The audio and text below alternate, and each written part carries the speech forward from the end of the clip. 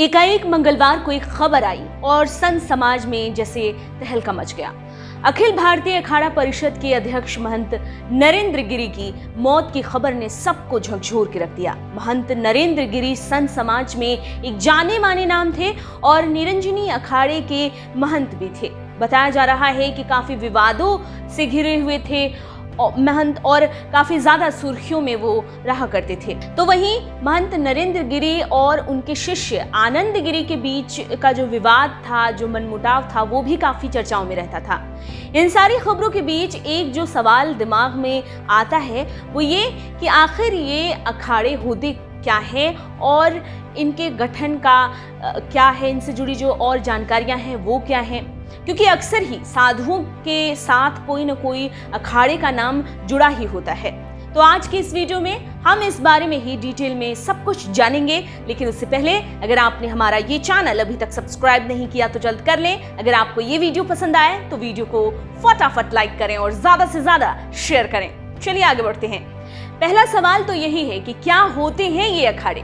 तो साधुओं का वो दल होता है अखाड़ा जो शस्त्र विद्या जानता है, या यूं कहें कि एक्सपर्ट होता है शस्त्र विद्या में। वैसे आमतौर पर कुश्ती जैसे एक्टिविटीज के लिए अखाड़ा शब्द को इस्तेमाल में लाया जाता है और इससे ही साधुओं के अखाड़े का भी संबंध है। कहते हैं कि अखाड़ा शब्द अलग शब्द से ही निकला है। पहले अखाड़े शब्द का जो यूज होता था, वो जो अखाड़ा शब्द है उसका यूज नहीं होता था, बल्कि अलग शब्द का यूज होता था। इनको साधुओं का बेड़ा कहते थे।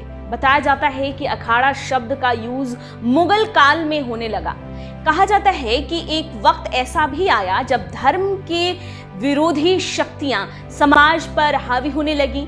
ऐसे में तब गुरु शंकराचार्य जैसे कई और साधु सन्यासी संत ने ऐसे मठों को स्टैब्लिश किया, जिसका एक जो मोटो था वो यही था कि आध्यात्मिक शक्ति से तो किसी भी चुनौती का सामना नहीं किया जा सकता था ना। तो ऐसे में जो उनका मोटो था वो ये कि अपनी जो शारीरिक बल है उसको जगाया जाए और ऐसी चुनौतियों से शारीरिक बल के जरिए ही भिड़ा जाए।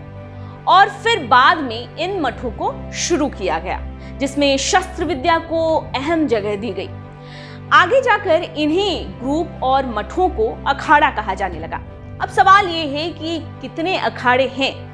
तो अभी के वक्त पर शैव, वैरागी और उदासीन संप्रदाय के काफी सारे अखाड़े हैं, अलग अलग अखाड़े हैं और इस वक्त कुल 13 अखाड़े हैं जो कि अलग अलग परंपरा के साधु संतों से संबंधित हैं, जिसमें शैव सन्यासी संप्रदाय के 7 अखाड़े हैं। तो वहीं 3-3 अखाड़े जो हैं वो वैरागी और उदासीन परंपरा के साधुओं संतों के हैं।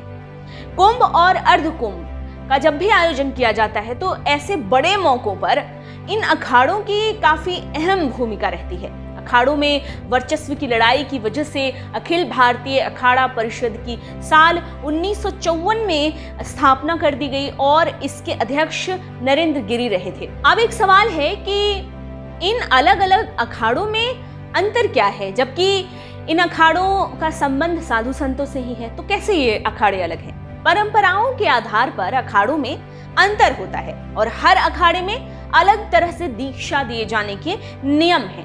कुछ नियम बनाए गए हैं, जैसे कि महिला साध्वियों को कुछ अखाड़ों में दीक्षा दी जाती है, कुछ अखाड़ों में दीक्षा नहीं दी जाती है और बस ब्रह्मचारी ब्राह्मण ही कुछ अखाड़ों में दीक्षा ले पाते हैं और 8 से 12 साल तक के बच्चों को कहीं कहीं दीक्षा दी जाती है। वहां पर कुछ अलग अलग हर अखाड़े का नियम है कि कौन दीक्षा ले सकता है और कौन दीक्षा नहीं ले सकता है। कई अखाड़े में तो कुश्ती बहुत जोरों शोरों से सिखाया जाता है। ऐसे में एक और सिचुएशन है अखाड़ों का कि कुछ अखाड़े ऐसे होते हैं जो किन्नर होते हैं, किन्नर साधु संत होते हैं, उसको किन्नर अखाड़ा कहा जाता है। किन्नर अखाड़ा की जो मान्यता है वो भी उस किन्नर अखाड़े के तौर पर मान्यता दिए जाने को लेकर भी एक वक्त में काफ़ी ज़्यादा विवाद हुआ था, काफ़ी ज़्यादा चर्चाओं में रहा था कि किन्नर साधुओं को मान्यता दिया जाए कि नहीं दिया जाए, उनके अखाड़े को मान्यता दिया जाए कि नहीं दिया जाए। जहाँ तक नरेंद्र गिरी की बात की जाए तो प्रयागराज के उनके बाघंबरी मठ में उनका शव फांसी के फंदे से लटका पाया गया। फिर बाद में नरेंद्र गिरी और अखाड़ों से जुड़ी चर्चाएं जोर पकड़ने लगी। हालांकि महंत की मौत कैसे हुई, क्या ये आत्महत्या थी या फिर क्या ये साजिश के तहत उनकी हत्या कर दी गई, अगर ये आत्महत्या थी तो किसने उकसाया, कौन इसका जिम्मेदार है, ये सब कुछ अभी जांच के दायरे में है। लेकिन देखना आगे होगा कि जांच में निकल कर क्या सामने आता है। ये जानकारी आपको कैसी लगी हमें कमेंट बॉक्स में बताएं, हमारे साथ बने रहें।